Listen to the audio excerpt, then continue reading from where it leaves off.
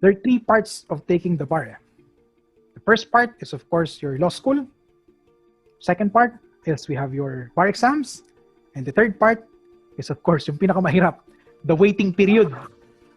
Ngayon, dun sa first part ng pag-take, ng pagre-review for the bar, yung law school ninyo, yung mga graduate na, wala na tayong magagawa.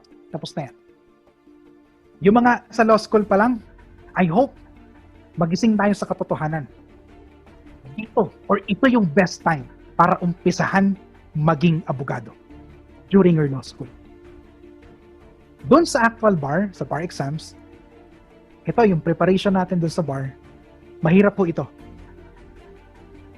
Why? It's a dedicated 6 months. It's as if you treat the bar exam as part of your, one of the most important thing in your life. Sa totoo lang, baka mas importante pa yan kaysa sa buhay nyo, di ba? Di ba? Oh, I'm not kidding. Di ba? Pag sinabi nila, mamatay ka man, di ba? Bumagsak ka man sa bar exam, ay, ibang usapan yan. Di ba? So, iba kasi talaga yung impact ng bar exam. But one thing is for sure, dun sa pagre-review mo, at sa pag-take mo ng bar, you can use your will. W-I-L-L, will.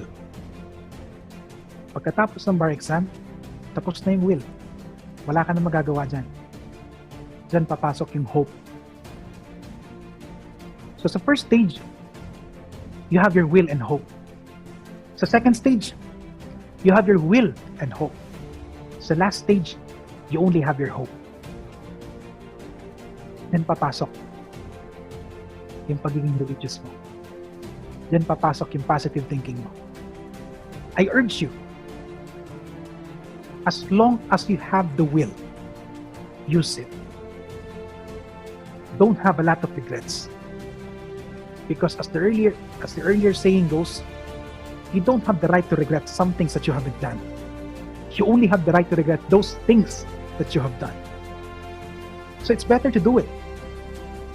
But my personal take, don't just do it. Excel in everything that you do. You have to. Don't think of those persons who believe in you. Think first of yourself. Because it's really you who knew what you really want to become. Always remember, yesterday, you're just nobody. Today, you're nobody. But someday, you will be somebody. I would like to leave 2 letters and 1 word. It's a capital N and O and the word no. Say no.